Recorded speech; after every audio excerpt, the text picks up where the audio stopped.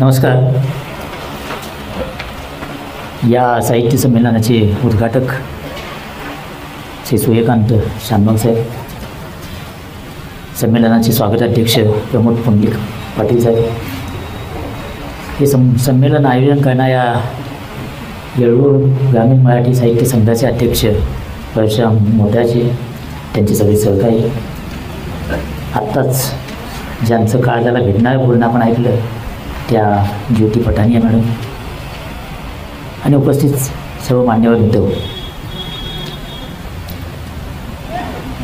मित्र, येळूरसारख्या गावात, आता हे गाव खूप मोठं आहे, छोटं गाव म्हणणं बरोबर नाही, पण अशा गावांनी खऱ्या अर्थानं मराठी अजून जपून ठेवलेली आहे. माझा बराचसा काळ मुंबई पुण्यासारख्या महानगरात अलीकडच्या काळात जातो आणि तिथं आपण घरातून पाऊल बाहेर ठेवलं की आपली मराठी मुंबईच्या आत राहते आणि आपण बाहेर पडलो कॅबला फोन केला कहा जाना आहे, आपण म्हणतो अमुक ठिकाणी जाना आहे. आपण अगदी पानपट्टीवाल्याकडे जा, नाहीतर हॉटेलमध्ये जा, कुठेही जा, आपण मराठी सोडून दुसरं काहीतरी बोलायला लागतो. जे लोक कॉर्पोरेट जगात काम करतात त्यांना असं वाटतं की आपल्या केबिनमध्ये पाऊल ठेवलं की आपल्यामध्ये इंग्रजी संचारलं पाहिजे आणि मग त्यांचं सगळं बोलणं इंग्रजीमध्ये सुरू होतं. आणि अशा काळामध्ये मग अशा व्यासपीठांवरून आपण मराठीच्या भवितव्याची चिंता करू. हे महाराष्ट्राच्या सगळ्या भागामध्ये फिरलेलं आहे. महाराष्ट्राचा कुठलाही तालुका असा नाही की मी तिथे फिरलेलं नाही. आणि मला एक कळालेली गोष्ट अशी आहे की अशी चिंता करणारे आणि मराठी आपल्यापासून आपल्या परीनं जपून ठेवणारे असे दोन वेगळे घटक आहेत. चिंता करणारे चिंता करत राहतात आणि आजही आपल्या महाराष्ट्रामध्ये जवळपास 15 लाख मुलं दरवर्षी मराठी शाळेतून 10वी पास होतात. म्हणजे अजून कितीतरी वर्ष, आत्तासुद्धा पहिलीला 15 लाखापेक्षा जास्त मराठी मुलं शिक्षण घेत आहेत. हे आणखी 10 वर्षांनासुद्धा मराठी बोलणारी, मराठी वाचणारी असतील. मुद्दा त्यांना वाचनाकडे वळवायचं कसं असं आहे आणि ते ज्यांना जमत नाही ते मग ती मुलं वाचतच नाहीत, अशा प्रकारचे आक्षेप घ्यायला सुरू करतात.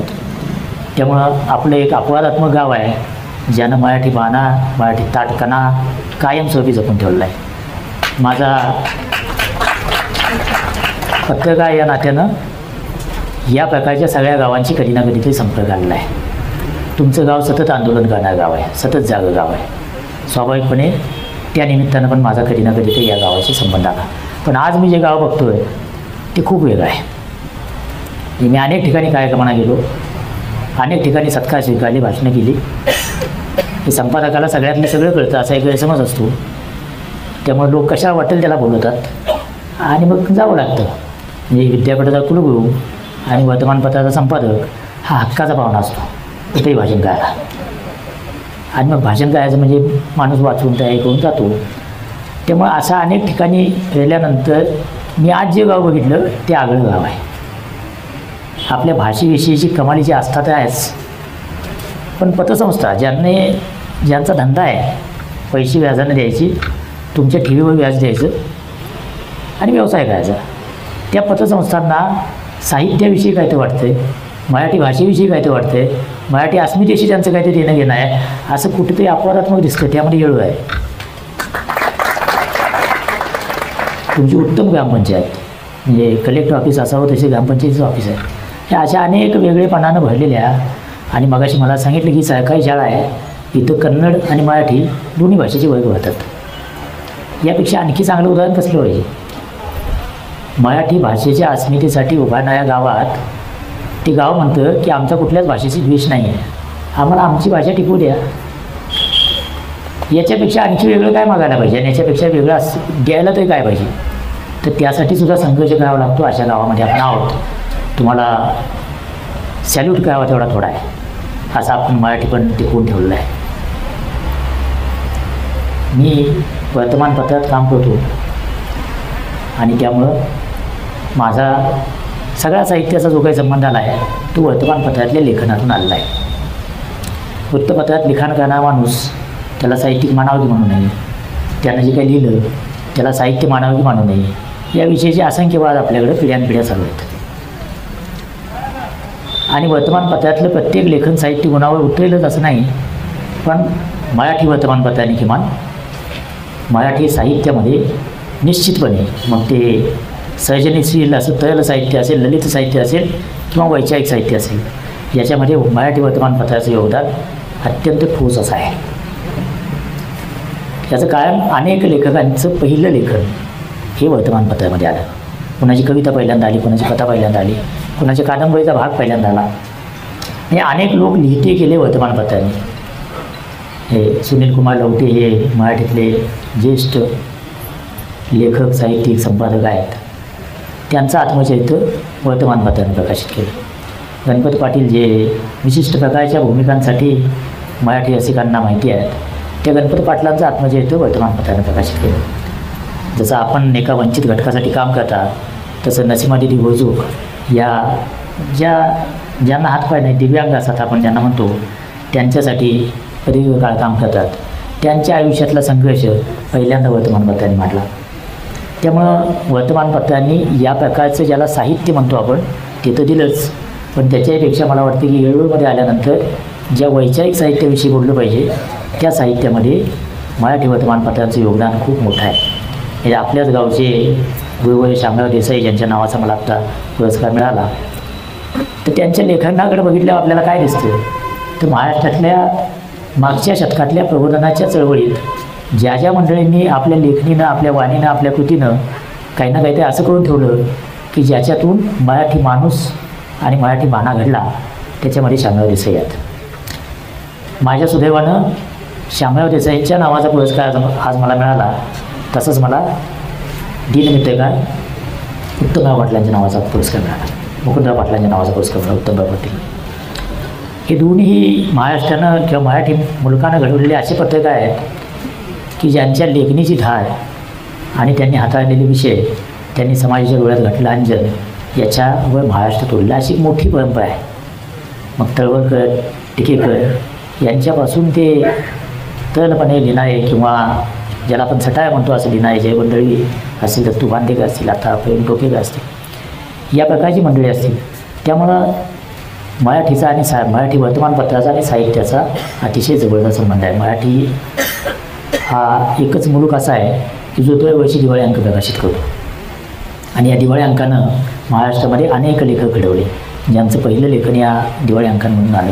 ही दिवाळी अंक ही बहुतेक सगळी वर्तमानपत्र प्रकाशित करतात, त्यांच्या पुरवण्या प्रकाशित होतात, त्यातून साहित्य प्रकाशित होते. त्यामुळं वर्तमानपत्रांचा आणि साहित्याचा निश्चितपणे संबंध आहे. सगळ्या बातम्यांना साहित्य म्हणावं की म्हणू नये याचा वाद असू शकतो, पण एकूण वर्तमानपत्रांनी मराठी साहित्य तोडण्यामध्ये निश्चितपणे मोठा वाटा उचललेला आहे. आता साहित्य हे जे काही प्रकरण आहे ते व्यक्त होण्याशी संबंधित आहे. म्हणजे मला काहीतरी वाटतं आहे ते सांगावं असं वाटतं, मला असं वाटतं की मी जे काही माझ्या मनात आहे ते इतकं महत्त्वाचं आहे की ते बाकीच्या दुनियेनं ऐकलं पाहिजे. असं जेव्हा वाटतं तेव्हाच माणूस लिहायला लागतो. हे जे लिहिणं आहे ते एकूण ज्याला आपण कम्युनिकेशन म्हणतो, संवाद म्हणतो, संज्ञा पण म्हणतो, त्याचा भाग आहे. आणि असं म्हणतात की कम्युनिकेशन क्रिएट्स कल्चर. म्हणजे काय, तर संज्ञापनातून आपल्या अवतीभोवतीची जी संस्कृती आहे ती संपूर्ण संस्कृती संज्ञापनात तयार झाली आहे. ज्या काळात माणसाला काहीच येत नव्हतं, बोलता येत नव्हतं, काहीच येत नव्हतं, तेव्हा त्यानं खानाखुणानं एकमेकाशी संवाद साधायला सुरुवात केली. आणि त्याला कधीतरी भाषेचा शोध लागला, कधीतरी लिहिण्याचा शोध लागला, कधीतरी मुद्रणाचा शोध लागला, आणि हे सगळं वाढत गेलं. ही सगळी माणसाची संस्कृती आहे. हे माणूस आणि अन्य प्राणी, human being to be human असं ज्याला म्हटलं जातं, की म्हणजे प्राणी अवस्थेतल्या माणसापासून तो आपल्याच सारख्या माणसांविषयी अत्यंत संवेदनशील असलेल्या माणुसकीयुक्त माणसापर्यंतचा प्रवास हा या संवादानं घडवला आहे, अभिव्यक्तीनं घडवलेला आहे. माणसाचं सगळं फिजिकल आणि मेटाफिजिकल वर्ल्ड म्हणजे भौतिक आणि अभिभौतिक असं विश्व आहे, किंवा ज्याला आपण ज्याला म्हणतो की पैसा कमवणं, हे जे काही सगळ्या सोयीसुविधा निर्माण करणं हे भौतिक जग आहे. आणि दुसरं जे स्पिरिच्युअल जग आहे, मेटाफिजिकल जग आहे, की मी कोण, कुठून आलो, मी कुठं जाणार, या प्रकारचे प्रश्न माणसाला आयुष्यात पडतात. आणि त्यातून जगातल्या सगळ्या तत्त्वज्ञानांचा उगम होतो. हे सगळे प्रश्न माणूस कधीतरी स्वतःशी संवाद साधताना, इतरांशी संवाद साधताना, समूहाशी संवाद साधताना पडत गेले, आणि ती गुह्य उकलायचा माणसानं प्रयत्न केला. त्यातून आपली सगळी आधुनिक प्रगती आणि दुसरी सगळी तत्त्वज्ञानाची प्रगती झाली आहे. त्यामुळे व्यक्त होणं इतकं महत्त्वाचं आहे. साहित्यामध्ये मग ती कथा असेल, कादंबरी असेल, कविता असेल, काही असेल, गझल असेल, किंवा एक वर्तमानपत्रातला लेख असेल किंवा वाचकांचं पत्र असेल, कुठल्याही प्रकारची अभिव्यक्ती तिचं महत्त्व इतकं आहे, ती कळत नकळत आपला भवताल घडवत असते, आपल्या भवतालाला आकार देत असते. आणि म्हणूनच संज्ञापनाचं, संवादाचं, कम्युनिकेशनचं महत्त्वाचं उद्दिष्ट काय आहे, तर परिणाम घडवणं. जेव्हा एखादा माणूस आपल्या मनातलं सांगतो आणि ते दुसऱ्याच्या मनात जसेच्या तसं उतरतं आणि त्याचा फीडबॅक येतो, म्हणजे त्याचा प्रतिसाद येतो, तेव्हा संवादाची प्रक्रिया पूर्ण होते. साहित्याचं सगळं काम हेच आहे की काहीतरी नवं घडवणं, नवा अर्थ तयार करणं, तो लोकांपुढं मांडणं, तो वाचणाऱ्याच्या मनात नवं आकलन तयार करणं आणि त्याचा प्रतिसाद मिळवणं, हे सगळं साहित्याचं काम आहे. या प्रक्रियेत ज्या ज्या वेळेला डिस्टॉर्शन तयार होतं, तेव्हा समाज उभा करत असलेल्या संस्कृतीमध्ये विकृतीची बीजं रोवली जातात. आपण कळत नकळत अशा काळामध्ये आलो आहोत की आपण इतकी प्रचंड प्रगती केली, त्याच्यावर आधारलेलं साहित्य केलं. हे वेदांपासून ते अलीकडच्या काळातल्या लेखकांपर्यंत प्रत्येकानं काहीतरी लिहून बोलून आपला समाज आणखी पुढे जावा या प्रकारचा प्रयत्न केलेला आहे. आपल्या मराठी साहित्यापुरतं बोलायचं झालं किंवा मराठी भाषेपुरतं बोलायचं झालं, ते प्रदीर्घ असा इतिहास मराठी भाषेला आहे. प्रदीर्घ म्हणजे किती प्रदीर्घ, तर इसवी सन पूर्व 3ऱ्या शतकापासून मराठीचे अवशेष सापडतात. म्हणजे साधारणतः 2400-2500 वर्षापासून मराठीचं अस्तित्व कोणत्या ना कोणत्या तरी स्वरूपात होतं, अशा प्रकारच्या पुरावे आपल्याला सापडतात. 12व्या शतकापासून कॉपर प्लेट्स, शिलालेख याच्यापासून अनेक ठिकाणी आपल्याला मराठी भाषा इस्टॅब्लिश झाल्याचं दिसतं. म्हणजे ती रोजच्या व्यवहारात आहे, ती राजकीय व्यवहारात आहे, ती सामाजिक व्यवहारात आहे, असं किमान 12व्या शतकापासून आपल्याला दिसतं. इतका प्रदीर्घ इतिहास असलेल्या भाषेला ही भाषा टिकेल की नाही असं म्हणायचं काही कारण नाही, कारण या इतक्या प्रदीर्घ काळामध्ये अशा अनेक गोष्टी घडून गेल्या, ही भाषा टिकेल की नाही असे प्रश्न तयार झाले असतील. त्यावर मात करत जर संगणकाच्या काळात पण ही जर भाषा जिवंत असेल, तर या भाषेमध्ये निश्चितपणे असं काहीतरी आहे, असं काहीतरी रसायन आहे की ते आणखी कित्येक काही पिढ्या ही भाषा टिकेल. त्यामुळे भाषा टिकणार की नाही हा माझ्यासाठी काही मुद्दा नाही. इतकी प्रचंड अशी समर्थाची संस्कृती या भाषेनं निर्माण केलेली आहे. मुद्दा या भाषेची ज्ञानभाषा, या भाषेची अर्थभाषा आपण बनवणार आहोत की नाही.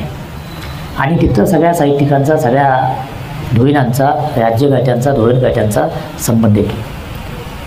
शिवाजी महाराजांचा काळ असेल, यादवांचं राज्य असेल, त्यांनी जाणीवपूर्वक आपल्या भाषांना बळ दिलं, राज्यकारभार भाषा आणल्या आणि त्याचा परिणाम म्हणून भाषेला धुमाळे घोटले. हे आपल्या भाषेचा अतिशय स्पष्ट असा इतिहास ज्ञानवानपासून तर स्पष्टपणे दिसतो. ज्या संस्कृतमधल्या गीतेचा अर्थ लावण्यामध्ये इतक्या लोकांची इतकी तास आणि इतके श्रम खर्ची पडलेले आहेत, अजूनही लावला जातो अर्थ आणि अजूनही नव्यानं अर्थ सांगितला जातो. गीतेनं काय सांगितलं, त्या गीतेला अन्य कुठल्याही भाषेमध्ये 700-800 वर्षापूर्वी आणायची अशी कल्पनाही कोणी केली नसेल, ती ज्ञानदेवाने केली. आणि त्यांनी गीतेचं तत्त्वज्ञान, त्याची सखोलता गीते इतक्याच ताकदीनं मराठीमध्ये उलगडून दाखवली. आणि असं उलगडून दाखवताना ज्ञानेश्वर म्हणतात, अमृताटी ही पैजा जिंकी आहे, अशी माझी मराठी आहे. माझ्या मराठीची स्पर्धा अन्य कुठल्या भाषेची नाही आहे. माझ्या मराठीची स्पर्धा गिरवाण भाषा म्हणजे देवभाषा म्हणणाऱ्या संस्कृतची सुद्धा नाही आहे. माझी मराठी स्वतंत्र आहे आणि ती तेवढीच देखणी आहे.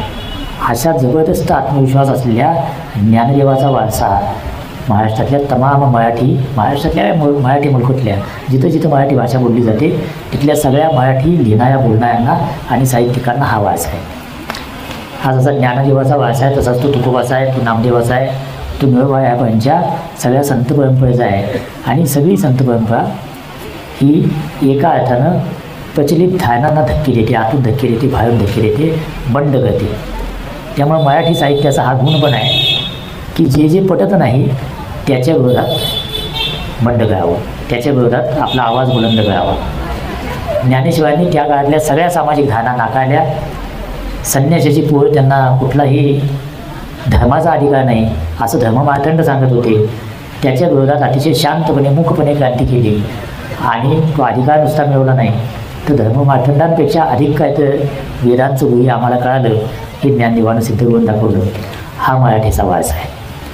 आणि प्रत्येक काळामध्ये मग मराठी लेखकांनी त्या त्या काळातल्या काचना रूढींविरोधात, परंपरांविरोधात एल्गार केल्याचं आपल्याला दिसेल. हा महाराष्ट्र घडला कशामुळे? या महाराष्ट्राला एका बाजूला सातवाहनापासून छत्रपती शिवाजी महाराजांपासून नंतरच्या मराठी कॉन्फिडन्सी ज्याला आपण म्हणतो त्या मराठा साम्राज्यापासून ते इंग्रजांच्या काळातल्या राजकीय जागृतीपर्यंत त्यानंतर मराठी भाषकांचं राज्य झालं तिथंपर्यंतचा राजकीय इतिहास आहे. तो अनेक राज्यांना आहे, देशातल्या सगळ्या राज्यांना कमी अधिक प्रमाणात तो इतिहास आहे.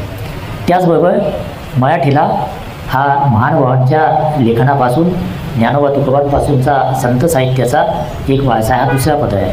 तिसरा पदर आहे तो प्रबोधनाच्या चळवळीचा आहे. आणि माझ्या मते मराठी वेगळी का याचं प्रमुख कारण हे प्रबोधनाच्या चळवळीचं आहे. म्हणजे आगळेकरांपासून लोकहितवादी गोपाळहाई देशमुखांपासून महात्मा फुलेंपासून अशा अनेक लोकांनी जे पटत नाही त्याच्या विरोधात समाजाच्या विरोधात जाऊन सुद्धा दंड थोपटले. श्यामराव देसाई त्याचपैकी तुमच्या गावचे सुपुत्र की त्यांचं लिखाण जर तुम्ही नुसतं वळवळ चाललं तरी लक्षात येईल की त्यांनी त्या काळातल्या कोणकोणत्या रूढी परंपरांच्या विरोधात दंड थोपटून ठेवले आले होते. त्यांनी यात्रा जातांवर खर्च होण्यावर स्पष्टपणे भूमिका घेतली की याच्यातनं कुणाला देव सापडत नाही. देव मानावा का न मानावा ज्याचा त्याचा प्रश्न आहे. जरूर देव मानावा.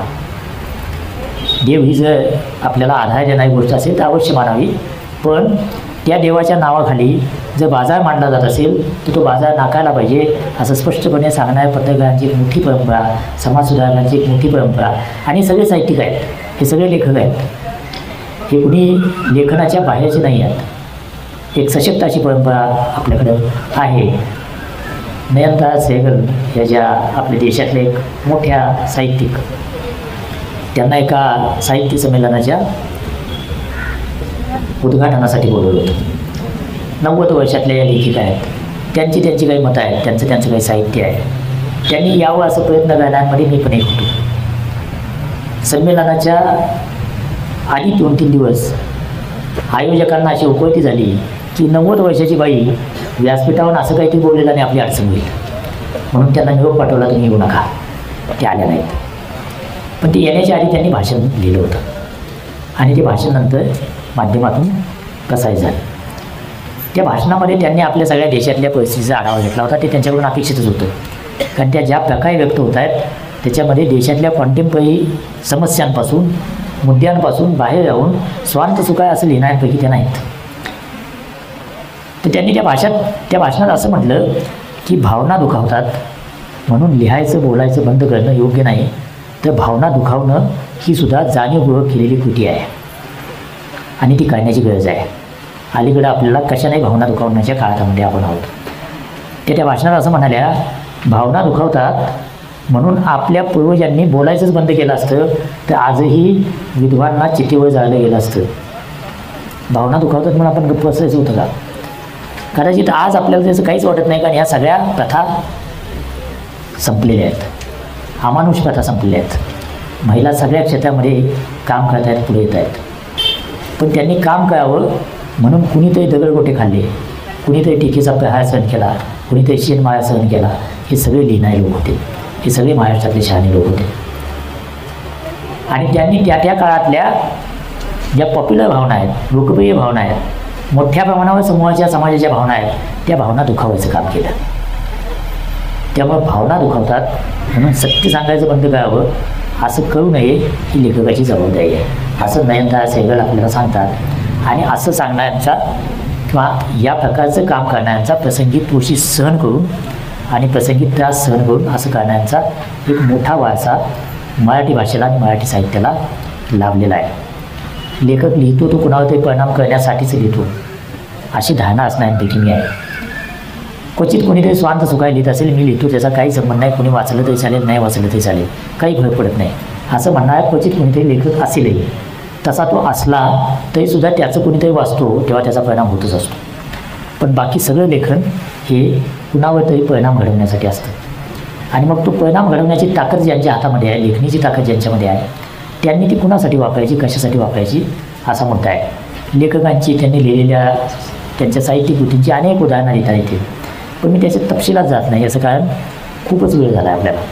पण मी सूत्ररूपाने एवढं सांगतो की या सगळ्या साहित्यिकांनी वेगवेगळ्या प्रकारच्या कथा कादंबऱ्या लिहिण्यापासून सृजनशील साहित्य असं ज्याला आपण म्हणतो त्यापासून ते वैचारिकच लेखन करणाऱ्या सगळ्या साहित्यिकांनी या प्रकारचं काम कधी ना कधीतरी केलेलं आहे. मुद्दा आज आपण ज्या काळात उभे आहोत त्या काळाचा आणि साहित्याचा संबंध काय याचा ठोसपणे विचार केला पाहिजे.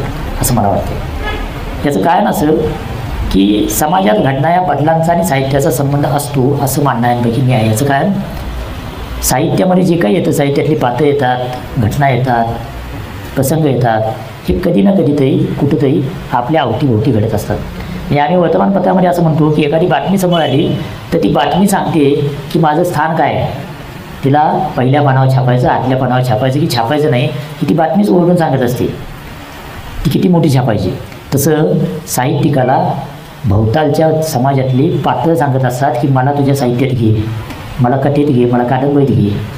आणि ते रसायन, ती विषयवस्तू साहित्याचा भाग बनत असते. त्यामुळे स्वाभाविकपणे भोवताली घडणाऱ्या घडामोडींचा आपल्या भोवतालाचा आणि लेखनाचा जैव असा संबंध आहे. तो तोडून चालत नाही. म्हणूनच लेखक आयवळ टावळमध्ये बसून लेखन करू शकत नाही आणि केलं तरी त्याचा परिणाम होत नाही. त्यामुळे लेखकाला परिणाम करण्यासाठीच लिहायचं असतं, लिहावं लागतं किंवा त्यांनी लिहावं. आणि ते लिहित असताना आसपासच्या आपल्या ज्या काही घटना घडामोडी होत आहेत किंवा बदल घडत आहेत त्याच्याशी तोडून जाऊन आपल्याला काही लेखकाला लिहिता येत नाही, अशी माझी धारणा आहे. काय बदल होत आहेत? राजकीय बदल होत आहेत, सामाजिक बदल होत आहेत, आर्थिक बदल होत आहेत, तंत्रज्ञानाचे बदल होत आहेत. आणि या 40 प्रकारचे बदल आपलं सगळं जगणं बदलून टाकत आहेत. 40 प्रकारचे बदल. त्यातल्या राजकारणाविषयी आपण खूप लिहितो, बोलतो, वाचतो. पण साहित्यामध्ये, मराठी साहित्यामध्ये सिंहासन आज दिनांकनंतर राजकारणामध्ये इतक्या उलटापलटी झाल्या, त्या तितक्या ताकदीनं म्हणजे सृजनशील पद्धतीनं मांडणारे किती साहित्य तयार झाले. म्हणजे ज्या महाराष्ट्रातल्या सत्ता संघर्षाची कथा सिंहासनसारखी कादंबरी सांगते, त्याच्यापेक्षा कितीतरी उलटी सुलटी वळणं, वेळ लागावीत अशी वळणं महाराष्ट्राच्या राजकारणात आलेली आहेत, आपण बघतो आहोत. त्यावर साहित्यिकांनी व्यक्त व्हायचं का नाही? का मला काय करायचं आहे, राजकारण काय, हा काय आमचा प्रांत आहे का, असं म्हणून आपण त्याच्यापासून बाजूला जायचं. आणि जेव्हा त्याच्यावर साहित्यिक ती सगळं पचवून नैसवून प्रगल्भपणे काही लिहितो तेव्हा त्याचा प्रचंड परिणाम होण्याची शक्यता असते. एका सखाराम बर्डेचा, एका घाशीराम कोतवालचा, एका महाश्वेता देवींच्या 1000 सूर्यशर्माचा, एका मंटूच्या लेखाचा प्रचंड परिणाम होत असतो. एखादा सुजित पात्राच्या एका कवितेचा प्रचंड परिणाम होत असतो. एक नारायण सूर्य जेव्हा म्हणतात की कामगार आहे आणि तळपती तलवार आहे, त्याचा प्रचंड परिणाम होत असतो.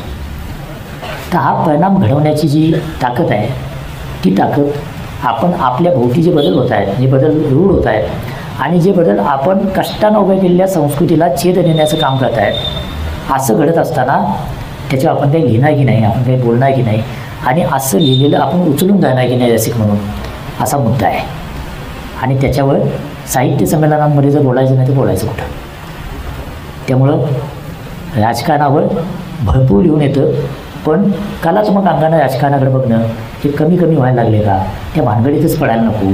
एका बाजूला ही सगळी आपली संमेलनं, साहित्याची मुख्य साहित्य संमेलन आपण ज्याला म्हणतो, ती इतकी परिस्थिती शहर, इतकी राजकारण शहर व्हायला लागली आहे. आणि असं जेव्हा होतात, म्हणजे अनेक संमेलनं अशी मी बघितलेली आहेत की महाराष्ट्राचे मुख्यमंत्री समोर बसून व्यासपीठावर बोलणाऱ्या लेखकांचं ऐकतात, शांतपणे ऐकतात, टीका केली तरी पण ऐकतात. ते म्हणतात त्यांचं म्हणणं, त्यांची ती भूमिका आहे.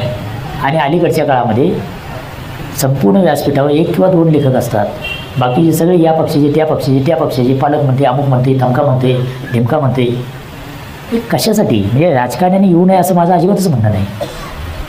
राजकारण्याने साहित्य यांचा संबंधच नाही असंही माझं म्हणणं नाही. महाराष्ट्रामध्ये सुसंस्कृत वाचणाऱ्या राजकारण्यांची यशवंतरावांपासून मोठी परंपरा आहे. त्यांनासुद्धा लांब बसवणं हा पुन्हा लेखकांचा पण थोडा अधिकचा इगो आहे असं मला वाटते. पण म्हणून राजकारण्यांनी ज्यांचा साहित्याशी काहीच संबंध नाही त्यांनी सगळंच व्यापावं का? त्यांच्या तंत्रानं संमेलनं चालावीत का? त्यांच्या तंत्रानं साहित्य व्यवहार चालावा का? हा आपल्यासमोर प्रश्न असला पाहिजे. आणि समाजानं असं होऊ देऊ नये यासाठी समाजानं पुढे यायला पाहिजे. हे काही केवळ लेखकांचं आणि साहित्य संघटनांचं काम नाही. समाजानंच असं म्हणायला पाहिजे हे बाबा साहित्याचं आहे, तिथं साहित्यिकांनी बोलावं, विचारवंतांनी बोलावं. आणि वाटलं तर राजकारण्यांनी येऊच नाही असं अजिबात नाही, पण त्यांनीच ते व्यासपीठ व्यापू नये. अशा काळामध्ये राजकारणावर सर्जनशील पद्धतीनं भाष्य करणारं काही ना काही ते यायला पाहिजे. दुसरा भाग आहे आपल्याकडच्या सामाजिक बदलांचा. किती मोठं परिवर्तन आपण बघितलं आहे मागच्या 50-100 वर्षाच्या काळामध्ये.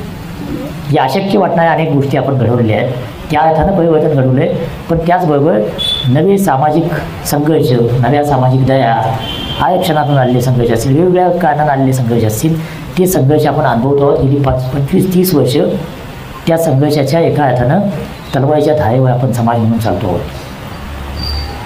म्हणजे ग्रामीण साहित्यामध्ये गावाचं वर्णन, गावातल्या एकमेकांच्या अनुबंधाचं वर्णन अनेक लेखकांनी करून ठेवलं आहे. पण त्यांनी केलेलं वर्णन ती गावं आज तशी आहेत काय? 25 वर्षापूर्वीचं गाव आणि आजचं गाव, आत्रे नावाच्या एका संशोधक लेखकानं गावगाडा नावाचं पुस्तक 100 वर्षापूर्वी लिहिलं आहे. आणि त्या 100 वर्षापूर्वीच्या पुस्तकामध्ये गाव चालतं कसं याचं अतिशय मनोज्ञ वर्णन केलं आहे. गावातले व्यवहार होतात कसे हे अतिशय उत्तम वर्णन केलेलं आहे. ते गावाचं अस्तित्वात आहे का? त्या गावातली जी उतरंड आहे ती उतरंड तरी आज अस्तित्वात आहे का? त्या गावातलं वर्चस्वाचं राजकारण आहे ते राजकारण आज तसंच आहे, शिल्लक आहे का? ते सगळं बदललेलं आहे. गावातलं वर्चस्व आज संपलेलं नाही आहे, पण ते कारणे बदललेले आहेत. एकमेकातले परस्पर संबंध बदललेले आहेत. गावामध्ये शेती करणाऱ्या मुलाला कोणी मुलगी देत नाही हा सांप्रत मराठी मुलकातला सगळीकडचा प्रश्न आहे. मी वर्तमानपत्रात संपादक म्हणून काम करत असताना अनेक पालक येऊन भेटायचे आणि ते एवढंच म्हणायचे, मुलाला लग्न होईपर्यंत नोकरी लावा, लग्न झालं की काढून टाका. हा प्रश्न आहे का नाही आपल्यासमोरचा? शिकलेल्या मुली शेती करणारा मुलगा स्वीकारायला तयार नाहीत. त्यांनी का स्वीकारावा? हे शिकायला तयार नाहीत म्हणून मुलींवर टीका करणं सोपं आहे, पण त्यांनी का स्वीकारावा याचं उत्तर कोण देणार? शेतीची प्रतिष्ठा आपण संपवून टाकली, शेतीची शाश्वतता संपवायला लागली, तर मग मुलीनं आपलं भवितव्य असं ज्याला काहीच भविष्य नाही त्याची जी काळजी घेऊन घ्यावं. मग मुली शिकल्या त्या मुलांपेक्षा जास्त शिकत आहेत. मी अलीकडे विद्यापीठात शिकवायला पण जातो, तर तिचं दिसतं असं की सगळ्या मास्टर डिग्री कोर्सला मुलांपेक्षा मुलींची संख्या जास्त आहे. निश्चित जास्त नाही, ते अधिक चांगल्या पद्धतीने शिकत आहेत. आता या मुलींचं लग्न करायची वेळ येईल तेव्हा त्यांच्याबरोबर शिकणाऱ्या मुलांना ते पती म्हणून स्वीकारतील का? की जो नुसताच काहीतरी टवल्या गोळ्या करत असतो. तर हे जे प्रश्न आहेत याचा आपल्या साहित्यामध्ये प्रतिबिंब पडणार आहे की नाही हा मोठा प्रश्न आहे, सामाजिक प्रश्न आहे. स्पर्धा परीक्षांच्या मागं लागून पिढ्या बर्बाद होतील की काय अशा एका टप्प्यावर आपण आलो. कुणीतरी स्पर्धा परीक्षेत सामान्य शेतकऱ्याचा मुलगा IAS झाला, IPS झाला, तो झेंडा लावतो, त्याच्या यशकथा आम्ही वर्तमानपत्रवाले मोठ्याच्या मोठ्या प्रसिद्ध करतो आणि त्यातून सामान्य कष्टकऱ्यांच्या मुलांसमोर दिव्याच्या गाडीचं स्वप्न ठेवलं जातं. मग अशा अधिकारी येतात, गावगांना भाषणं करतात की मी कसा घडलो. ती खोटं बोलत नाहीत, पण ती जी स्वप्न करतात ती स्वप्न आणि उपलब्ध संधी याच्यामध्ये इतकी प्रचंड तफावत आहे. पुण्यामध्ये जिथं माझं ऑफिस आहे त्या परिसरामध्ये 5-25 हजार मुलं महाराष्ट्राच्या सगळ्या कानाकोपऱ्यातून या परीक्षा द्यायला आलेली असतात. स्वप्न डोळ्यात असतं की आपण सरकारी नोकरी मिळवून सन्मानानं गावात जायचं. पण जेव्हा 1000 मुलं परीक्षा देतात तेव्हा एकालाही नोकरी लागण्याची शक्यता नसते, इतकी संधी कमी आहे. आणि त्या 999 मुलं वर्ष, 2 वर्ष, 5 वर्ष, 7 वर्ष इकडे गावाकडे सांगून आलेला असतो की अधिकारी होऊन येणार आहे. गावात त्याला अधिकारी म्हणायला लागले असतात. त्याला इकडं आलं की अपयश कसं सांगायचा प्रश्न पडला असतो. तिकडे त्याच्या खाण्यापिण्याचे वाद्य झालेले असतात. मला अशी मुलं माहिती आहेत की वाटेल ते करून कसं तरी 2 वेळचं पोट भरेल का असं बघत असतात आणि अभ्यास करत असतात. पुण्यामध्ये अनेक ठिकाणी महाप्रसाद होतात, त्या महाप्रसादाला रांगा लावून मुलं जेवत असतात आणि एक वेळचं भागेल का म्हणत असतात. ही जी भीषण वास्तव आहे आणि यातून 95-98% मुलं कधीच पास होणार नाहीत हे निश्चित आहे. किती हुशार असली तरी निश्चित आहे ते, कारण तेवढ्या जागाच नाही आहेत. तर ती जेव्हा निराश होतात या निराश झालेल्या प्रचंड मोठ्या पिढीचं करायचं काय आणि त्यांच्या मनात जे काही उलघाल चालू आहे त्याचं प्रतिबिंब आपल्या साहित्यामध्ये पडणार की नाही. तर आपण अजूनही छंद सुये ताळे या PSC प्रियकर याच्यातच अडकून पडणार आहोत. आपल्या जगण्याशी संबंधित प्रश्नांना आपण भेटणार आहोत की नाही. म्हणजे लेखक भेटतच नाहीत असं माझं म्हणणं नाही आहे. ते भेटत आहेत निश्चितपणे. काही लेखक अतिशय सजगपणे या प्रश्नावर व्यक्त होत आहेत. पण ते मुख्य प्रवाहातलं लेखन होतं आहे का, तर ते झालं पाहिजे. कारण आपले प्रश्न बदललेले आहेत. 5-50 वर्षापूर्वीचे प्रश्न आणि आताचे प्रश्न याच्यामध्ये खूप फरक पडला आहे. ज्याला आपण साठोत्तरी साहित्य म्हणतो, ते साहित्य एका साचलेपणाला धक्के देत समोर आलं, म्हणून ते त्या काळातलं प्रगत साहित्य होतं. ज्याला अनियतकालिकांची चळवळ म्हणतो, नामदेव ढसाळ आणि कंपनीनं जी रुजवली, त्यांनी धक्का दिला, संपूर्ण मराठी माणसाला धक्का दिला की हे पण जगणं असते की ज्याच्याकडे आपण बघितलंच नाही, ज्याचं वर्णन आता ज्योतिताईंनी केलं, तेही जगणं आहे. अशीच एक संस्था नगरमध्ये चालते, स्नेहालय नावाची. त्याच्यावर अप अगेन्स्ट डार्कनेस नावाचं पुस्तक मागच्या वर्षी प्रकाशित झालं. ते पुस्तक वाचणार मनातून हल्ला नाही तर तो माणूस नाही. हे सगळं आपल्या समाजात घडतं आहे. त्यांचं आणि आमचं काही नातं आहे की नाही, की आपण असं म्हणणार की समाजातली कुरूप आहेत, त्याच्याकडे मला बघायचंच नाही आहे, त्याच्याकडे मी टोटल दुर्लक्ष करणार आणि माझं पॅकेज, माझी बायका पोरं, माझं भविष्य याच्याकडेच मी बघत राहणार.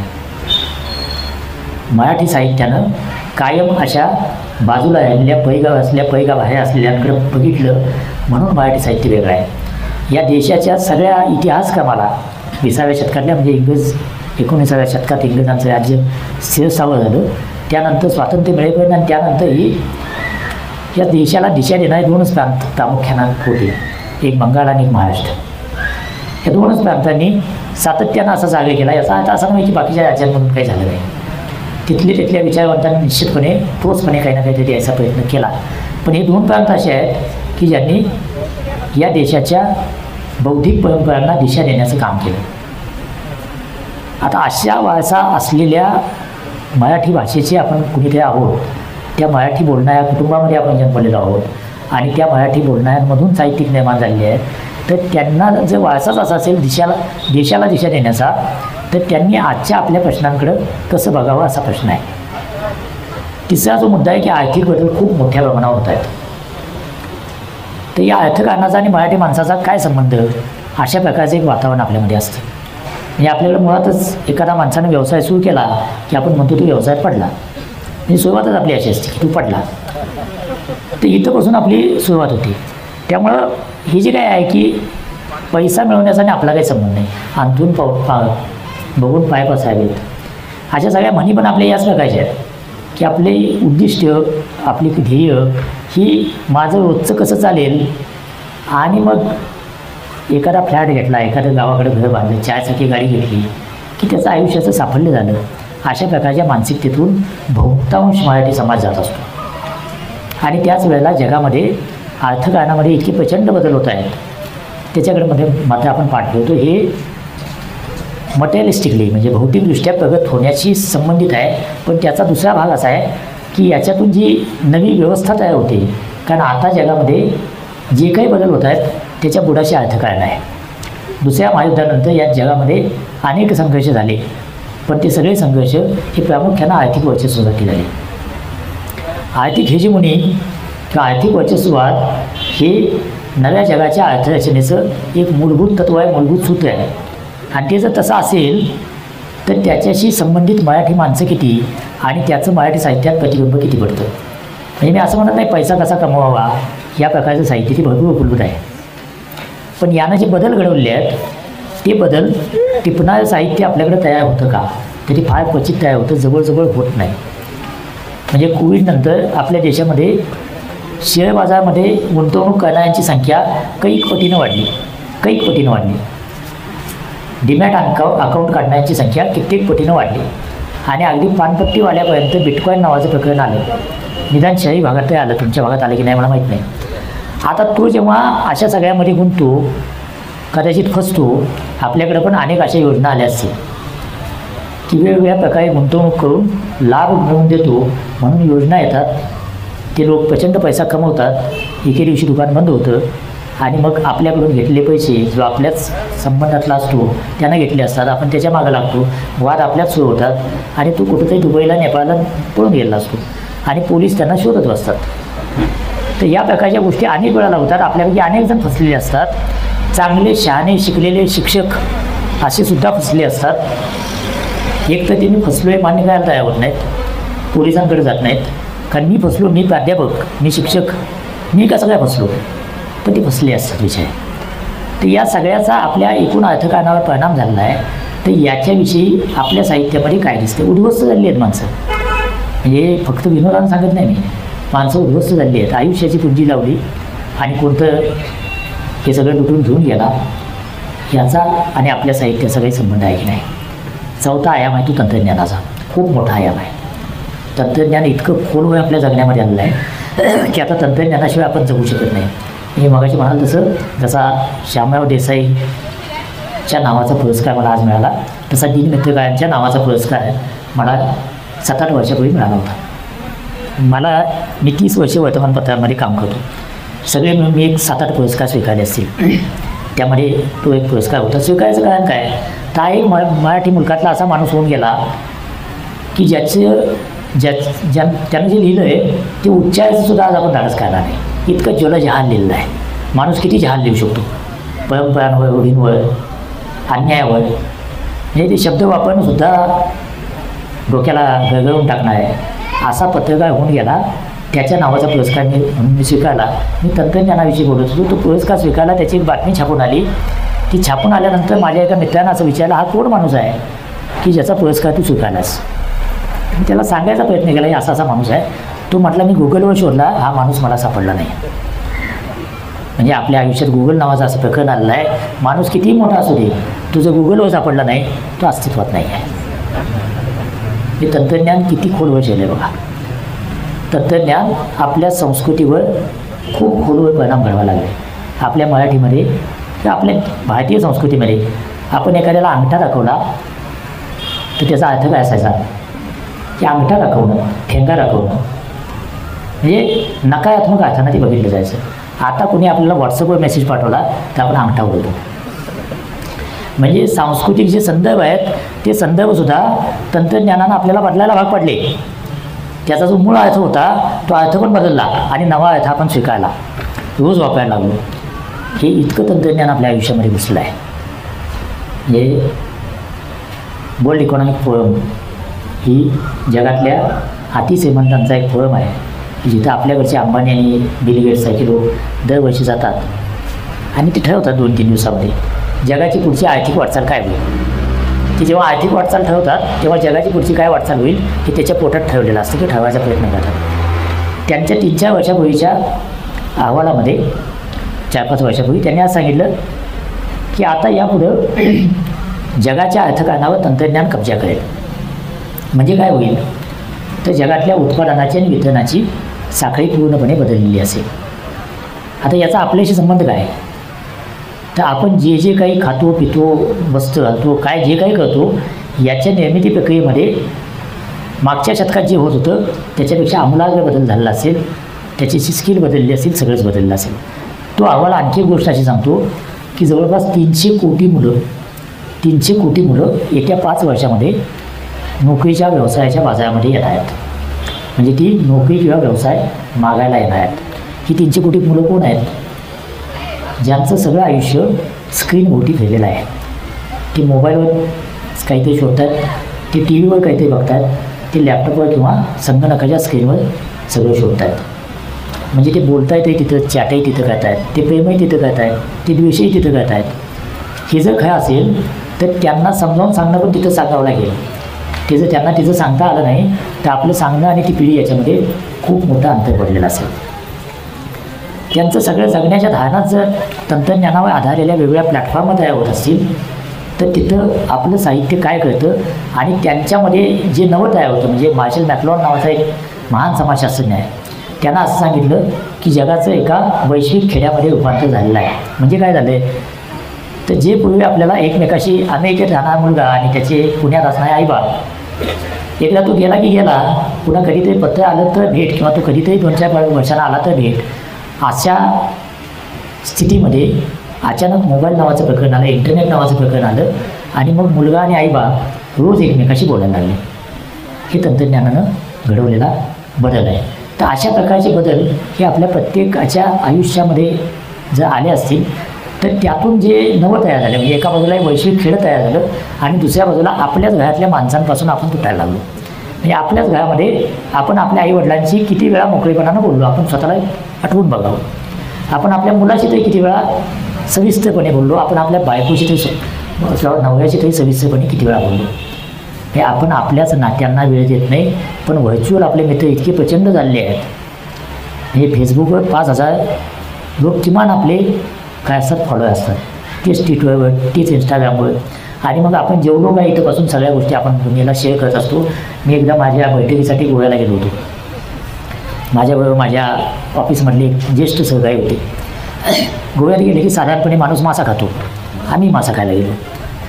तिथे माशाचं ताट आलं. त्यानं पहिलं काय केलं, खिशातनं मोबाईल काढला आणि त्याचा फोटो काढला. म्हणजे कशासाठी? ते म्हणला माझ्या बायकोला पाठवतो, तिला कळायला पाहिजे मी आज काय खातो.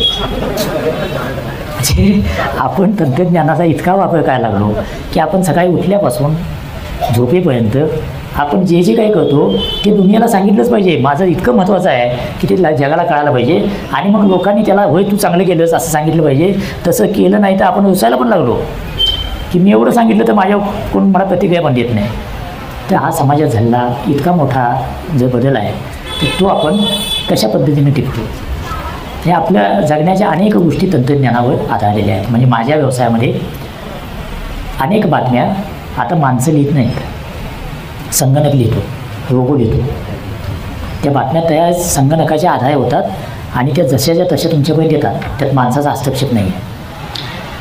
माझ्याच क्षेत्रामध्ये टी व्हीवर बातम्या सांगणारी जी अँकर असते ती आता माणूस नाही आहे, ती रोबो आहे.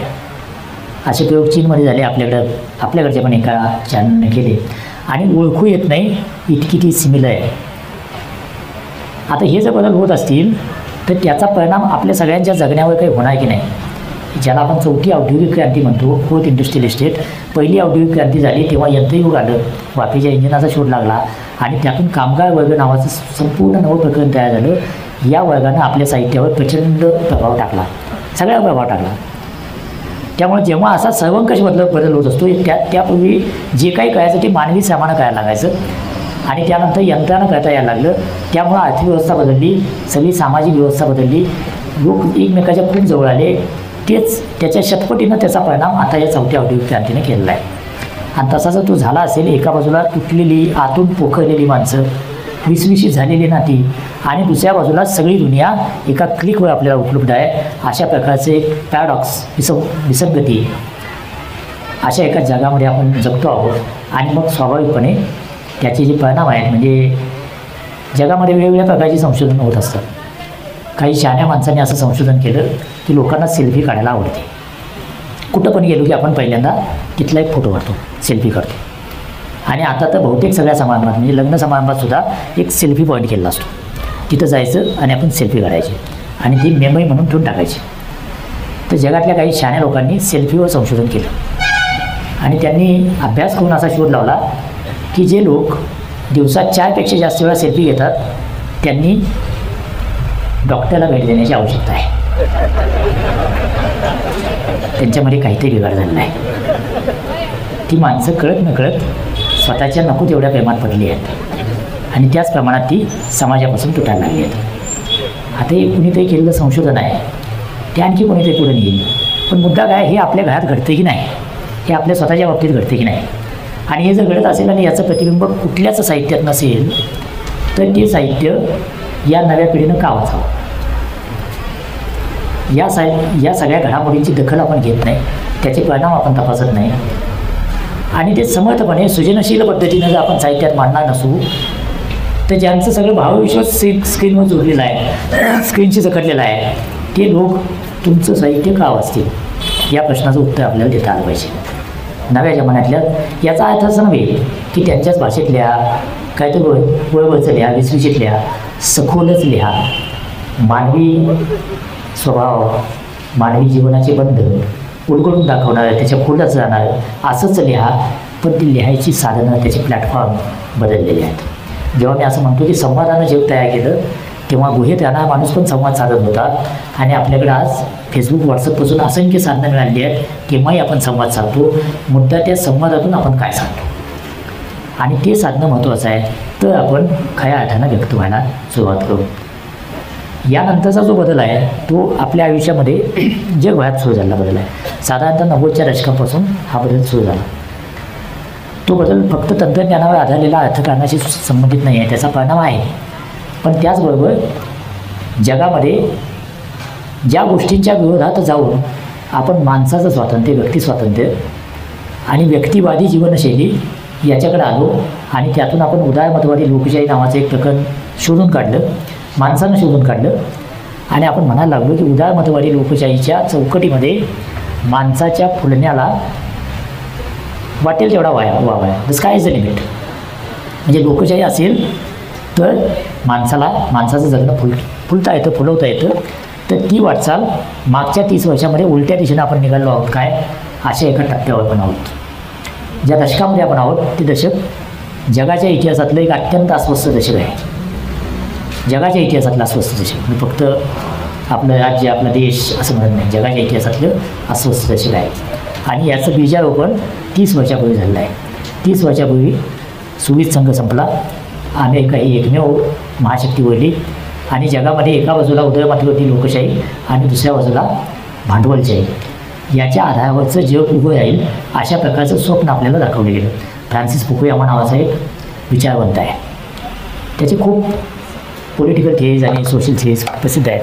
त्यानं 90च्या सुमाराला असं सांगितलं की अखेर मानवजातीला एक शोध लागलेला आहे की जे आपल्या जगण्याचं नियमन करणारं एक सूत्र सापडलं ते उदारमतवादी लोकशाहीचं आहे. 30 वर्षाच्या काळात या विद्वान माणसाच्या हयातीतच असं लक्षात येतं आहे की लोकशाही आकुंचित व्हायला लागली आहे. लोकशाहीच्या पंढरी म्हणणारे, मक्का मदिना म्हणणाऱ्या इंग्लंडमध्ये, अमेरिकेमध्ये, युरोपियन देशामध्ये लोकशाही आकसायला लागली आहे.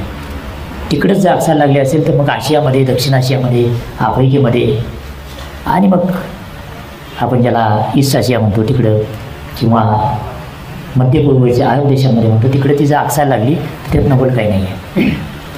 त्यामुळे हा जो एक प्रचंड मोठा परिणाम आहे तो आपण समजून घ्यायला पाहिजे.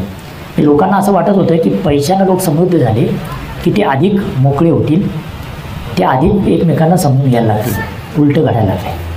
लोक पैशानं समृद्ध झाले. आपल्या देशामध्ये 90च्या दशकात ज्याला आपण जागतिकीकरण, खाजगीकरण, उदारीकरणाचं धोरण म्हणतो ते आपण स्वीकारलं. ते स्वीकारल्यानंतर एक मोठा मध्यमवर्ग आपल्या देशामध्ये तयार झाला की ज्यांच्या मागच्या पिढ्यात कधीच कुणी सायकलवरनं पण गेलं नव्हतं ते दर आठवड्याला विमानानं प्रवास करायला लागले. असा एक मोठा वर्ग आपल्या देशामध्ये तयार झाला. तो तयार झाल्यानंतर त्यानं जे बदल स्वीकारले ते बदल काय आहेत? तर जे बदल ज्या गोष्टींना श्यामराव देशांनी हयातभर विरोध केला त्या गोष्टी आता ही पिढी प्रमाण म्हणायला लागली. हे नको त्या धर्मसत्ता, नको त्या अंधश्रद्धा याच्या चाळकामध्ये ही पिढी अडकायला लागली. आणि ही पिढी खेड्यापाड्यातनं गेलेली, गावगाड्यातनं गेलेली, ज्याचा गावात एकमेकाशी काही ना काहीतरी संबंध अनुबंध होता, ती मुंबई, पुणे, बेंगलोरसारख्या महानगरात गेल्यानंतर ती तुटलेली पिढी होती. तिला धड मागं जाता येत नव्हतं आणि पुढं कुणाशी कसा संबंध ठेवायचा ते ठरवता येत नव्हतं. अशा काळामध्ये या धर्मसत्तांचा पगडा नव्यानं त्यांच्यावर तयार झाला आणि त्यांच्याकडं इतिहासातल्या कृतक आत्मगौरवाकडे त्या पिढीला ढकललं गेलं की आमचा इतिहास म्हणजे असा काहीतरी प्रचंड मोठा गौरवशाली इतिहास आहे की त्या इतिहासामध्येच आपण सगळं शोधायला लागलो. त्या बिचाऱ्यांना हे कळे ना की त्या इतिहासापासून बाजूला जाऊन जेव्हा विज्ञानानं प्रगती केली त्या प्रगतीच्या आधारावर तुला ITतली नोकरी मिळाली. त्या प्रगतीच्या बळावरच तुझं गावातलं जे रडत खडत चालणारं जगणं होतं ते बाजूला टाकून तू आठवड्यातून एकदा विमानानं प्रवास करशील, इतका समृद्ध झालास. इकडे एका बाजूला ही समृद्धी आणि दुसऱ्या बाजूला हा कृतक आत्मगौरव. याचा अर्थ असं नाही की भारतीय परंपरेमध्ये असं काही नाही आहे की ज्याचा गौरव आपल्याला वाटू नये. अशा अनेक गोष्टी आहेत. आपली परंपरा इतकी प्रदीर्घ, इतकी प्रचंड आहे आणि त्याच्यावर साहित्यात इतकं लिहून झालेलं आहे की आपण जगाला देऊ शकू अशा अनेक गोष्टी आहेत. पण त्या गोष्टीचं बोलता बोलता आपण लोकांना छद्मविज्ञानाच्या प्रांतात घेऊन जातो आहोत की काय? आपले राज्यकर्ते स्पष्टपणे छद्मविज्ञानाचं समर्थन करायला लागले आहेत की काय? आपण इतिहासाचं पुनर्लेखन करायला लागलो आहोत. ते पुनर्लेखन करत असताना जे घडलंच नाही ते आपण सांगायला लागलो आहोत की काय? कुठल्याही जगातल्या कुठल्याही समाजाचा इतिहास हा कायम विजयाचा इतिहास नाही आहे. तो विजयाचा आहे, पराभवाचा आहे, तो सन्मानाचा आहे, तो अपमानाचा आहे, सगळ्या प्रकारचा आहे. तो इतिहास त्याच्या जागेला आहे. त्याच्यापासून शिकून आपण आपल्या आजच्या वर्तमानात काय घडतो याच्यावर आपला उद्या ठाणा आहे. तर ते सोडून आपण इतिहासातल्या लढाया वर्तमानात लढायला लागलो आणि त्याच्या आधारावर आपण जातीत, समाजात, धर्मात फूट पाडायला लागलो तर आपलं काहीतरी चुकायला नाही.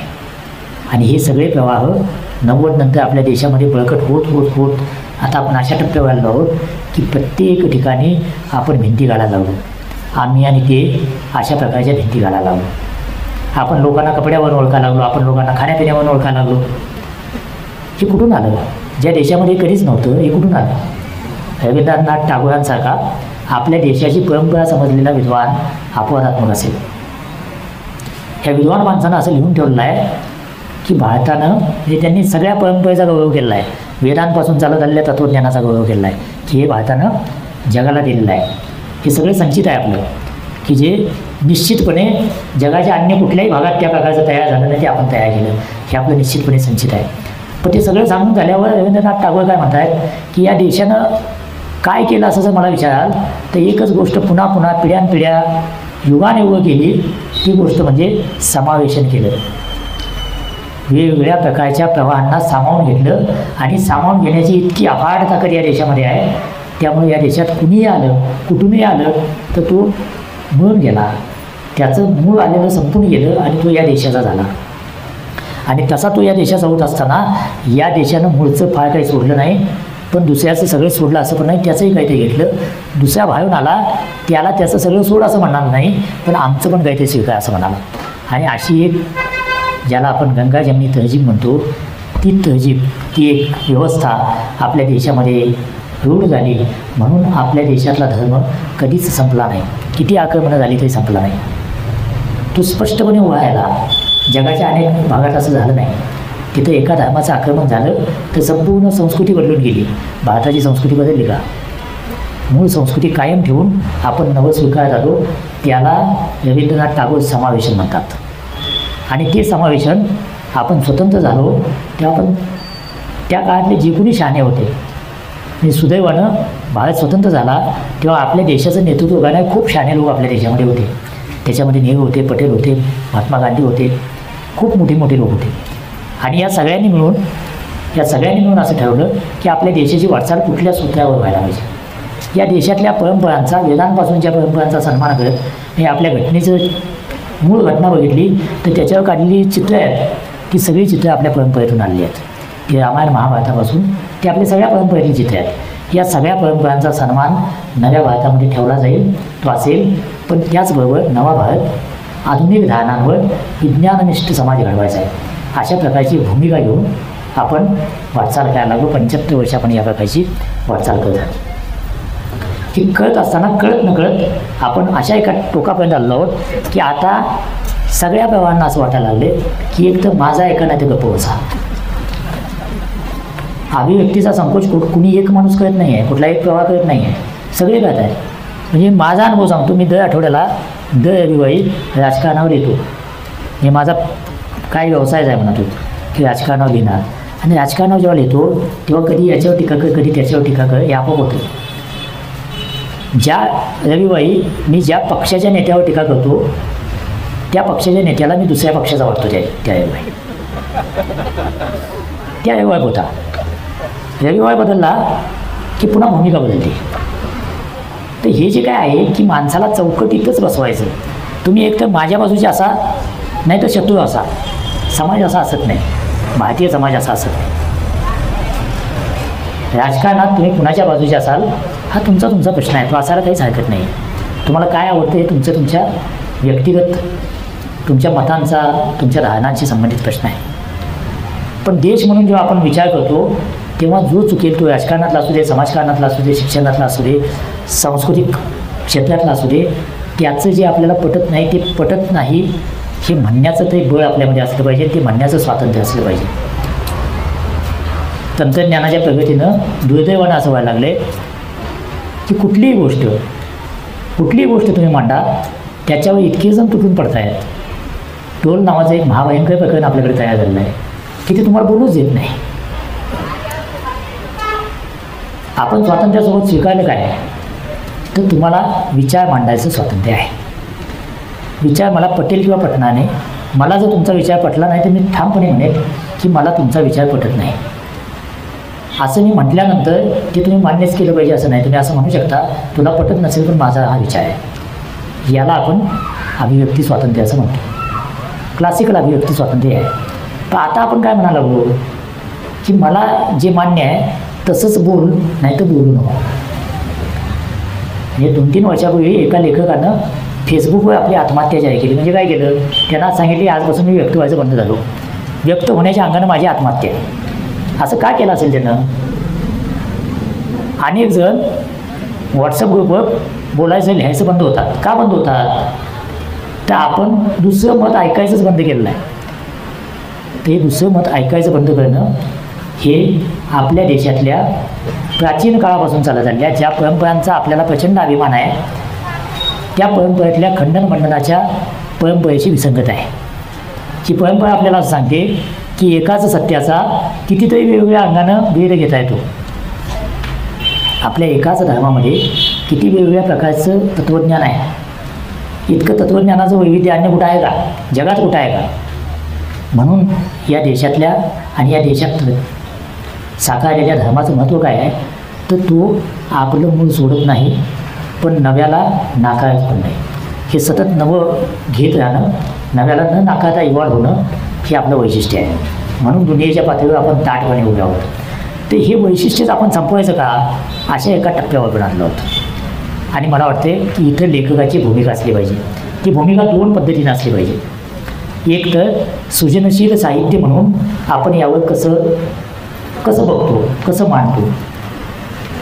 म्हणजे पाशसारखा कवी, पात्रसारखा कवी, मंटोसारखा लेखक, महाश्वेता देवींसारखी लेखिका, किंवा आपल्याकडचे जयवंत देवींसारखे लेखक, किंवा अगदी आहा साळुंखे आणि शरद पाटलांसारखे लेखक, हे ज्या पद्धतीनं या सगळ्याकडे बघतात आणि त्याचं विवेचन करतात.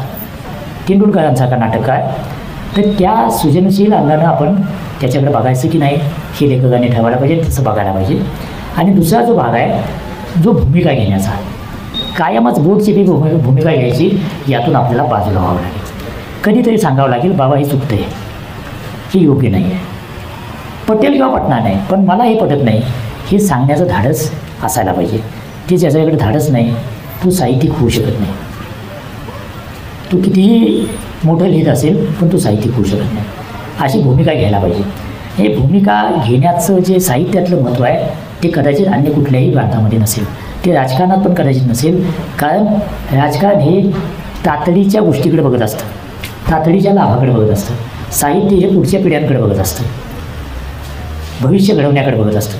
त्यामुळे तुम्ही आज काय भूमिका घेता, म्हणजे कधीतरी कोणीतरी या देशाला स्वातंत्र्य मिळालं पाहिजे अशी भूमिका त्या दृष्टिकोनातून लिहायला टिळकांसारखा माणूस सुरू करतो आणि त्या वाटेनं अनेक लोक जातात, तेव्हा कधीतरी स्वातंत्र्य होतं ना.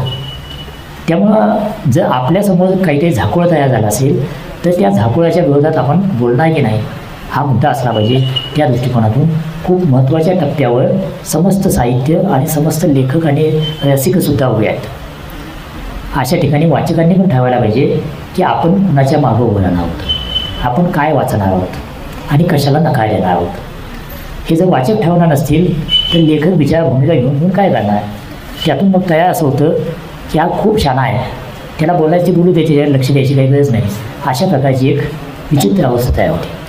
आणि मग अशा लोकांकडे समाज दुर्लक्ष करायला लागतो आणि ते अंतिमतः समाजाच्या भल्याचं नसतं. त्या माणसाचं काही फार बिघडत नाही, त्याच्याकडे दुर्लक्ष केल्यानं त्याला जे लिहायचं तो लिहून मोकळा झालेला असतो, त्याचं काही बिघडत नाही, पण बिघडतं ते समाजाचं बिघडतं. त्या अर्थानं मला वाटते की लेखकांनी भूमिका घेण्याची आवश्यकता आहे. तशा प्रकारची भूमिका घ्यायला सुरुवात करावी. आपल्या भोवती जे काही चुकतं आहे ते चुकतं आहे असं म्हणायला सुरुवात करायला पाहिजे. हे आपल्याकडे कळत नकळत असा एक प्रघात तयार झाला आहे की राजकारण आणि आपलं रोजचं जगणं याचं आपण इतकं एकमेकात मिक्सर करून टाकले की जे कळायची काहीच आवश्यकता नाही. म्हणजे निवडणुकीत मत कुणाला द्यावं हा आपला अधिकार आहे. मत ज्याला द्यायचं तो नेता आपला आवडता असतो, त्याचं धोरण आपल्याला आवडत असतं, त्याचा पक्ष आपल्याला आवडत असतो, तर त्याला आपण ते जरूर द्यावं. पण ते दिल्यानंतर दुसऱ्या दिवसापासून तो निवडून आला किंवा नाही आला तरी त्याच्या प्रत्येक कृतीची समर्थन करण्याची जबाबदारी आपण घ्यायचं काही काय नाही. ती कृती त्याची आहे, तुमची नाही आहे. असं करणं म्हणजे नागरिक बनणं की माझा आवडता नेता आहे, त्याला मी मत देणार, त्याच्या मागं मी उभं राहणार, पण तो जर चुकला तर त्याच्यावर प्रतिक्रिया मी देणार. जेव्हा शेतकऱ्यांचं आंदोलन सुरू होतं, जेव्हा कुस्ती मुली आंदोलनाला बसल्या होत्या तेव्हा मी मत कुणाला दिलं याचा मुद्दा नाही आहे. त्या आंदोलनात जे काही चाललं आहे ते योग्य की अयोग्य याच्यावर माझ्या सत्सद काय वाटतं हा मुद्दा आहे. आणि ते जर माझ्या राजकीय भूमिकेवर ठाणं असेल तर या देशामध्ये काहीतरी मोठा बिघाड झाला आहे. त्यामुळं राजकारणात आपण कुठल्याही बाजूला असू, पण नागरिक व्हायचं असेल तर मतदानाच्या दिवशी आपण राजकीय पक्षाच्या बाजूला असावं. मतदान झाल्यानंतर कोणाला पण काय, विरोधी पक्षाला काय, सत्ताधारी पक्षाला काय, जो कधीच निवडून येणार नाही त्याला काय, कुणालाही काय, पण ते केल्यानंतर त्याला प्रश्न विचारण्याची भूमिका आपली असली पाहिजे. आणि ते कर्तव्य आहे, लोकशाही म्हणून ते आपलं कर्तव्य पण आहे. ते कर्तव्य आपण बजावलं पाहिजे. ते कर्तव्य लिखाणातून साहित्यातून पण पाजायला पाहिजे. तेव्हा जो काही सगळा समाज व्यवहार आहे तो जे आपली अपेक्षित दिशा आहे, आपण काय म्हणतो की आपला देश विकसित झाला पाहिजे. देशात आलेल्या कुठल्याही राज्यकर्त्याला असं वाटत नसेल की आपला देश विकसित होऊ नये. प्रत्येकजण आपापले प्रयत्न होते. आता तर आपण असं म्हणतो की भारताच्या स्वातंत्र्याला 100 वर्ष होतील तेव्हा आपला देश हा जगात ताट मानेनं व्हायला एक विकसित देश असेल. हे स्वप्न कुठल्याही भारतीयाचं असलं पाहिजे. आणि जे स्वप्न दाखवण्याला त्या स्वप्नाला आपण पाठिंबाच दिला पाहिजे. पण तो स्वप्न दाखवतो म्हणून त्याची प्रत्येक कृतीचं आपण समर्थन केलं पाहिजे असं नाही. इतकाच याचा मतितार्थ आहे. आणि म्हणून त्याच्या प्रत्येक गोष्टीला विरोध केला पाहिजे असं पण नाही, असाही त्याचा मतितार्थ आहे. त्यातलं जे योग्य आहे ते घ्या, जे योग्य नाही ते सोडून द्या, असं कळत जाणं आणि असं साहित्यात येणं म्हणजे भवतालाचं साहित्यामध्ये योग्य प्रतिबिंब पडणं. ते कुठंतरी कमी दिसायला लागलं आहे, ते दिसावं अशी अपेक्षा या निमित्तानं व्यक्त करतो. आणि लेखनाला, मराठी भाषेला, मराठी साहित्याला अभिजात दर्जा मिळणार की नाही असा एक प्रश्न आपल्याकडं सगळ्या व्यासपीठावरून सतत चर्चेला जात असतो. आता या अभिजात दर्जा म्हणजे काय प्रकरण आहे तर तज्ज्ञ असं ठरवतात की ही भाषा मूळ भाषा आहे की नाही. मूळ भाषा म्हणजे काय तर 1000-1500 वर्षापासून त्या भाषेला स्वतःचं स्वतंत्र अस्तित्व आहे की नाही. आणि असं अस्तित्व असल्याच्या अनेक पुरावे मराठीनं सादर केलेले आहेत. मगाशी म्हटलं तसं किमान 2400-2500 वर्षापासून मराठीचं अस्तित्व कुठे आपल्याला दिसतं. आणि 12व्या शतकापासून स्थापित झालेली भाषा म्हणून मराठी भाषा दिसते. तरी पण मराठीला अभिजात भाषाचा दर्जा मिळत नाही. आणि तो मिळत नाही म्हणून आपण वेगवेगळ्या व्यासपीठावरून बोलत असतो. माझ्या मते तो मिळाला नाही मिळाला असं मराठीचं काही फार वाकड होत नाही. म्हणजे तो कोणी दिला नाही म्हणून मराठी भाषा काही केली का, अजिबात नाही. आपण चालत आलो. पण तो मिळाला पाहिजे का तर तो आपला रास्त अधिकार आहे. तो मिळत का नाही तर आपण उगाच असं सांगायला लागतो की मराठी ही संस्कृत उद्भव आहे. आणि इथं प्रॉब्लेम तयार होतो.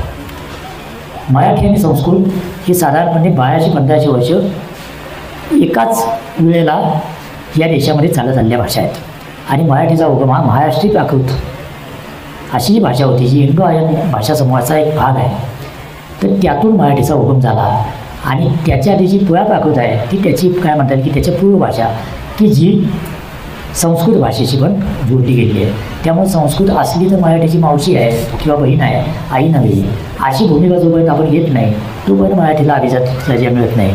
संस्कृतचा अपमान करण्याचा मुद्दाच नाही, कारण संस्कृत इतकी समृद्ध भाषा फार क्वचित कुठली असेल. त्यामुळे संस्कृतचा सन्मान, संस्कृतविषयी अभिमान आणि संस्कृतमध्ये जे साहित्य निर्माण झाले त्याचा योग्य मान राखून आपण असं म्हणायला पाहिजे की मराठीसुद्धा अभिजात भाषा आहे. जे ज्ञानदेवाने केलं ते म्हणाले की अमृत अतिही पैसा जिंकी ऐशी अक्षय रसिके मिळवेल. कुणाची स्पर्धा करायची नाही, माझ्या भाषेची स्पर्धा असेल तर ती अमृताशी आहे. तर हा जो गाभ्याचा भाग आहे कुणाची स्पर्धा न करता आणि कुणाला कमीपणा न देता आपली मोठी करणं हे मराठीतून होत राहावं अशा प्रकारची अपेक्षा व्यक्त करतो. मला इथं बोलवलं या अत्यंत जाग्या गावामध्ये मला मराठीविषयी माझे 4 मुद्दे मांडता आले. यासाठी मी संयोजकांना, त्यांच्या सगळ्या सहकाऱ्यांना आणि येळूरकरांना मनापासून धन्यवाद देतो. पुन्हा एकदा आपल्याला अभिवादन करून थांबतो. थँक्यू.